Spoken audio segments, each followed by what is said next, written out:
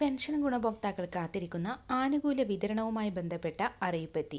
62 ലക്ഷത്തോളം വരുന്ന ഗുണഭോക്താക്കൾക്ക് മെയ് മാസത്തെ തുകയോടൊപ്പം ഒരു ഗഡു കുടിശ്ശിക കൂടി ചേർത്ത് വിതരണം ചെയ്യും. 3200 രൂപ വീതം മസ്റ്ററിംഗ് പൂർത്തിയാക്കിയിട്ടുള്ള ഓരോ പെൻഷൻ ഗുണഭോക്താക്കളുടെ ബാങ്ക് അക്കൗണ്ടുകളിലേക്കും കൈകളിലേക്കും ഒരു തടസ്സവും കൂടാതെ എത്തിച്ചേരും.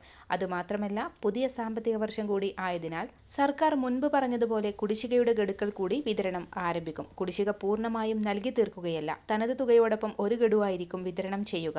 അപ്പോൾ ഓരോ ഗുണഭോക്താക്കൾക്കും 3200 രൂപ വീതമായിരിക്കും ലഭിക്കുക. സംസ്ഥാനം കാത്തിരിക്കുന്ന തദ്ദേശ തിരഞ്ഞെടുപ്പുകൾക്കും ഇനി മാസങ്ങൾ മാത്രമേ ഉള്ളൂ. അതുകൊണ്ട് തന്നെ അതിനു മുൻപ് എല്ലാ ആനുകൂല്യങ്ങളും നൽകുമെന്ന് തന്നെയാണ് സർക്കാർ അറിയിച്ചിട്ടുള്ളത്. അതോടൊപ്പം തന്നെ സർക്കാർ ജീവനക്കാരായിരുന്ന PSC അംഗങ്ങൾക്കും ഇനി നേട്ടം. 2 സർവീസും പരിഗണിച്ചായിരിക്കും ഇനി പെൻഷൻ.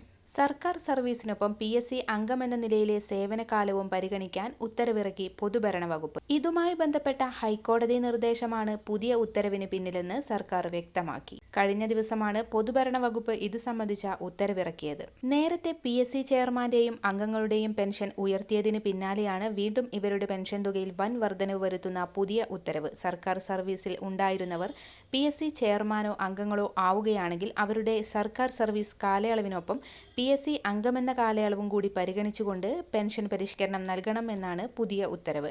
കഴിഞ്ഞ 7-ാം തീയതി ചേർന്ന മന്ത്രിസഭാ യോഗത്തിലാണ് പുതിയ തീരുമാനം കൈക്കൊണ്ടത്. എല്ലാവിധ സർക്കാർ അറിയിപ്പുകളും തുടർന്നും നിങ്ങളിലേക്ക് എത്താൻ ഈ ചാനൽ സബ്സ്ക്രൈബ് ചെയ്യുക.